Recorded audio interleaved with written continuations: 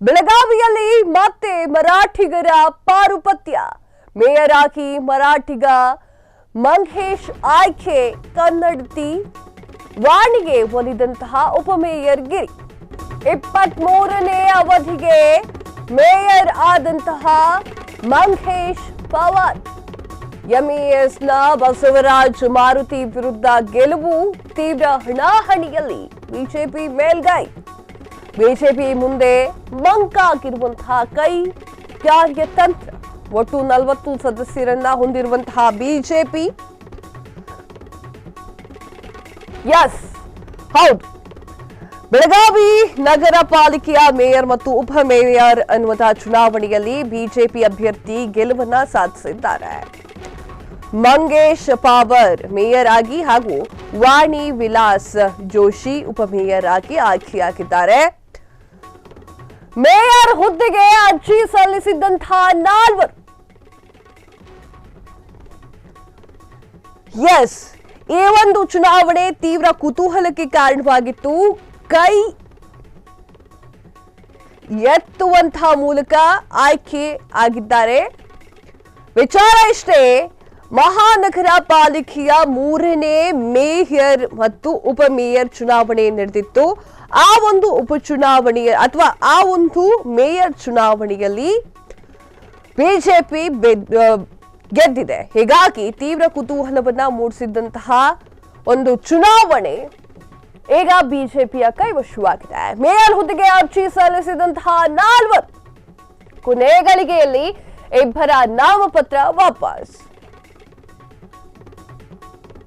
Raju ಬಾತಖಾಂಡೆ AIMIA ಎನ್ನುವಂತಹ ಶಾಹಿದ್ ನಾಮಪತ್ರ ಸಲ್ಲಿಕೆಯನ್ನ ಮಾಡಿದ್ರು. ಅವರು ವಾಪಸ್ ತೆಗೆದುಕೊಂಡಿದ್ದಾರೆ.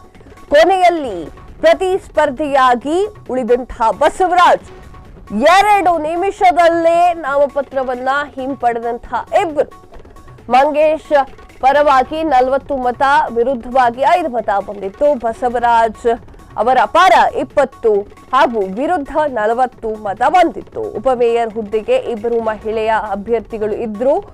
ವಾಣಿ ವಿಲಾಸ್ ಜೋಶಿ ಹಾಗೂ ಲಕ್ಷ್ಮಿ ಪೈಪೋಟಿಯನ್ನ ನಡೆಸ್ತಾ ಇದ್ರು. ವಾಣಿ ಪರ 40 ಹಾಗೂ ವಿರುದ್ಧ 19 ಮತಗಳು ಚಲಾವಣೆಯಾಗಿದೆ. ಲಕ್ಷ್ಮಿ ಪರ 20, ವಿರುದ್ಧ 40 ಮತಗಳು ಚಲಾವಣೆಯಾಗಿದೆ. ಎಸ್ 3ನೇ ಅವಧಿಗೆ ಮೇಯರ್ ಉಪಮೇಯರ್ ಸ್ಥಾನಕ್ಕೆ ನಡೆದಿದ್ದಂತಹ ಚುನಾವಣೆಯಲ್ಲಿ ಕೈ ಎತ್ತುವ ಮೂಲಕ ಆಯ್ಕೆಗೆ ಚುನಾವಣಾ ಅಧಿಕಾರಿಗಳು ಅವಕಾಶವನ್ನ ನೀಡಿದ್ರು. ಮಂಗೇಶ್ ಅವರ ಪರವಾಗಿ 40 ಮತಗಳು, ವಿರುದ್ಧವಾಗಿ 5 ಮತಗಳು ಬಿದ್ದರೆ ವೀಣಾ ಪರವಾಗಿ 40 ಹಾಗೂ ವಿರುದ್ಧವಾಗಿ 19 ಮತ ಬಿದ್ದಿದೆ. ಮೇಯರ್ ಸ್ಥಾನಕ್ಕೆ ಬಿಜೆಪಿಯ ಮಂಗೇಶ್ ಅವರು ಹಾಗೂ ಎಂಇಎಸ್ನ ಬಸವರಾಜ್ ಮಾರುತಿ ಇವರು ಕೂಡ ನಾಮಪತ್ರವನ್ನ ಸಲ್ಲಿಸಿದ್ರು. ಇದೇ ರೀತಿಯಾಗಿ ಉಪಮೇಯರ್ ಸ್ಥಾನಕ್ಕೆ ದೀಪಾಲಿ ತುಂಬಾ ಜನ ನಾಮಪತ್ರವನ್ನ ಸಲ್ಲಿಕೆ ಮಾಡಿ ಹಾಗೆ ಹಿಂತಿರುಗಿಸಿದ್ದಾರೆ, ಅಂದ್ರೆ ಹಿಂಪಡೆದುಕೊಂಡಿದ್ದಾರೆ.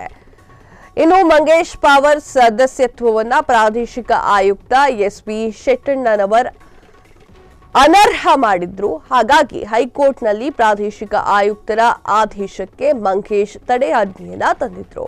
ಇಂದು ಮಂಗೇಶ್ ಪವಾರ್ ಅವರನ್ನೇ ಮೇಯರ್ ಮಾಡುವಲ್ಲಿ ಶಾಸಕ ಅಭಯ್ ಪಾಟೀಲ್ ಯಶಸ್ವಿಯಾಗಿದ್ದಾರೆ.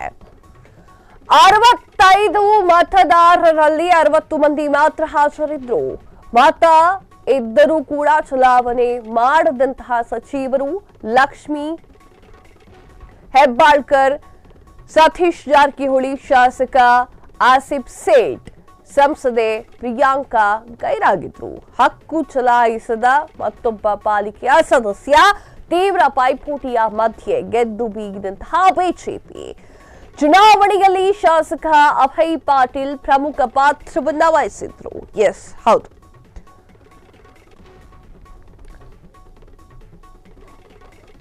ಹೇಳಿದ ಹಾಗೆ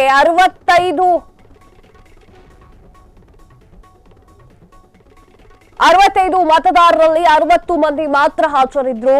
ಮತ ಇದ್ರೂ ಕೂಡ ಚಲಾವಣೆ ಮಾಡಲಿಲ್ಲ ಒಂದಿಷ್ಟು ಜನ ಸಚಿವರು. ಲಕ್ಷ್ಮಿ ಹೆಬ್ಬಾಳ್ಕರ್, ಸತೀಶ್ ಜಾರಕಿಹೊಳಿ, ಶಾಸಕ ಆಸಿಫ್ ಸೇಠ್, ಸಂಸದೆ ಪ್ರಿಯಾಂಕಾ ಗೈರು ಹಾಜರಾಗಿದ್ರು.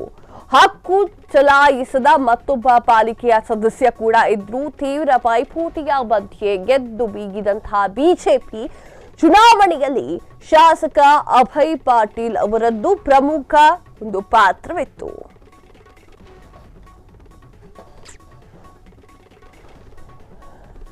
ನಾನು ಆಗ್ಲೇ ಹೇಳ್ದೆ, ಚುನಾವಣೆ ಮೇಯರ್ ಹಾಗೂ ಉಪಮೇಯರ್ ಈ ಒಂದು ಜಟಾಪಟಿಯಲ್ಲಿ ಗೆದ್ದಿದ್ದು ಬಿಜೆಪಿ. ಎಸ್, ಬೆಳಗಾವಿಯ ನಗರ ಪಾಲಿಕೆಯ ಮೇಯರ್ ಹಾಗೂ ಉಪಮೇಯರ್ ಅವರ ಚುನಾವಣೆ ಇದಾಗಿತ್ತು. ಬಿಜೆಪಿ ಅಭ್ಯರ್ಥಿ ಇದರಲ್ಲಿ ಗೆಲುವು ಸಾಧಿಸಿದ್ರು. ಮಂಗೇಶ್ ಪಾವರ್ ಹಾಗೆ ವಾಣಿ ವಿಲಾಸ್ ಜೋಶಿ ಅವರು ಕೂಡ ಆಯ್ಕೆಯಾಗಿದ್ರು. ಈ ಚುನಾವಣೆ ತೀವ್ರ ಕುತೂಹಲಕ್ಕೆ ಕೂಡ ಕಾರಣವಾಗಿತ್ತು. ಕೈ ಎತ್ತುವ ಮೂಲಕ ಆಯ್ಕೆಯನ್ನ ಮಾಡುವಂತಹ ಕೆಲಸವನ್ನ ಚುನಾವಣಾ ಅಧಿಕಾರಿಗಳು ಕಲ್ಪಿಸಿಕೊಟ್ಟಿದ್ರು. ಈ ಒಂದು ಸುಸಂದರ್ಭದಲ್ಲಿ ಬಿಜೆಪಿ ಗೆದ್ದು ಬೀಗಿದೆ, ತೀವ್ರ ಕುತೂಹಲವನ್ನ ಮೂಡಿಸಿತ್ತು. ಈ ಕುತೂಹಲಕ್ಕೆ ಬ್ರೇಕ್ ಹಾಕಿದ್ದು ಬೆಳಗಾವಿಯ ಪಾಲಿಕೆಯ ಬಿಜೆಪಿ ಮಡಿಲಿಗೆ ಸೇರ್ಕೊಂಡಿದೆ.